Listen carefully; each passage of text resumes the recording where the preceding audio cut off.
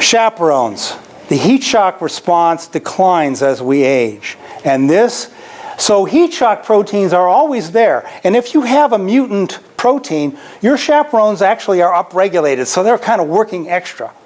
So if you have cystic fibrosis, there's a higher level of chaperone proteins in your cells because they have to catch these proteins and prevent them from misfolding. There's a feedback mechanism which actually upregulates your heat shock response. Your heat shock response occurs when you start to heat up and you start to denature proteins, and that shifts a genetic signal to produce more heat shock proteins. Well, if that declines, unfortunately, you start to see these aggregations. They've actually seen this in these little worms, C. elegans, right? So it turns out that they shut their heat shock proteins down 4 hours after they've reproduced. So since the younger C. elegans don't need the older C. elegans to get them to college, they they of course die off. That's the way so the younger C. elegans can actually take over. So it's already programmed. It's already programmed in all of our lives.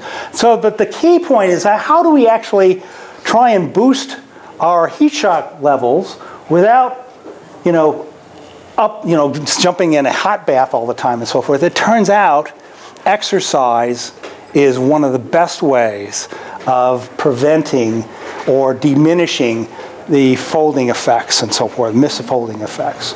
And it turns out that that's so if there's any take-home messages here, exercise is good. Another, I hinted at this, that fatal familial insomnia, sleep. Turns out there's a lot of unfolding, there is what they call the unfolded protein response, which actually clears a lot of misfolded proteins that works when you're sleeping. And what they've now found is that there's a correlation between Alzheimer's and the amount of sleep that you get. So get your sleep, exercise, and if you exercise, it makes you tired, you go to sleep better, you get your, deep weight, but they're all related to this protein homeostatic balance. So you don't want to, but the other yin and yang, I talked about boosting chaperone levels, but it turns out that so people with Alzheimer's don't get cancer, and people that have cancer don't get Alzheimer's. And it turns out that people that have cancer have higher levels of chaperone proteins that keep those active oncogenic proteins in circulation, and tumorigenic, they're usually removed rapidly. But if you have too high a chaperone levels, then you get cancers. If you get low chaperone levels, then you get Alzheimer's. So this is one of the reasons why this yin and yang, you have this Goldilocks. So that's one of the reasons why I like the small molecule stabilizers, because I don't have to fine tune that. So, is there a chance the small molecule stabilizers could increase the incidence of cancer then, do you think? Not necessarily. The small molecule stabilizers would be affecting the protein of interest. You'd be targeting the protein of interest. You don't have to worry about the chaperones are there to facilitate the folding and so forth, but if you have the small molecule stabilizer, you remove that requirement of the chaperones.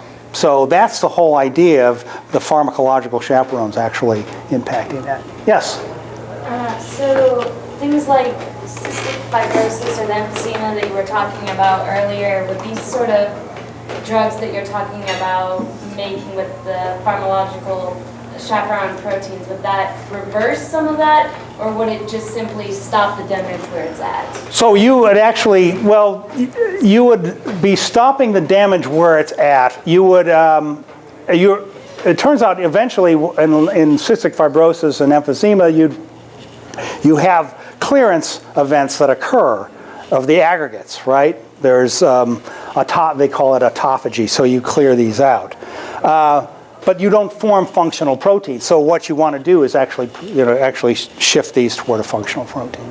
So you can reverse these. So, okay. One more, and then One last. yeah. Okay. I could imagine assumption with the detection system you're using that you could detect states that don't necessarily lead to aggregation. Do you? Yes, that's true. That's true. So the question becomes whether or not that destabilization eventually leads to an aggregation, or is that just a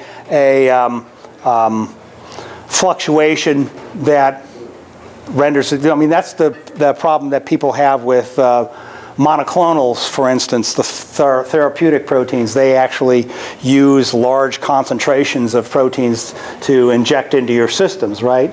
And they don't want aggregation. They don't want $100 million mistakes. Turns out we've designed a chaperone biolayer probe that will actually detect these states. Now, whether or not, that's the question we want to answer, was whether or not any particular hydrophobic state is that going to be transient and aggregation prone or not. Some of these are actually reversible, and then some of them are lead to aggregation. So aggregation itself can actually change surfaces, and you can it's a knock-on effect. So the whole aspect of prion proteins is scary, right? They just one misfolded protein, and it turns out that the p53 might be a prion-like event. Like you only need one bad copy, and it'll pull all the good copies away. So.